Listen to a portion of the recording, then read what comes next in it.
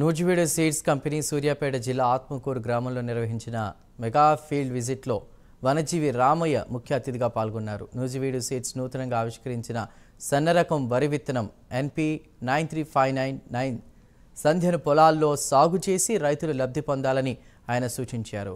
ఇక ఈ సంస్థ ఇప్పుడు కొత్తగా వచ్చింది కాదని 5 దశాబ్దాలుగా మార్కెట్లో ఉందన్నారు. ఈ మెగా ఫీల్డ్ విజిట్లో పలువురు రైతులు పెద్ద సంఖ్యలో పాల్గొన్నారు. నా వన సంక్షేమ బృందాలు ఎక్కడ నేను చెట్ల పెంపకం గురించి మాట్లాడతా. ఇప్పుడు రైతులకి వరి పెంపకం గురించి మాట్లాడాల్సి వచ్చింది. వ్యవసాయ పరిశోధన శాస్త్రజ్ఞుల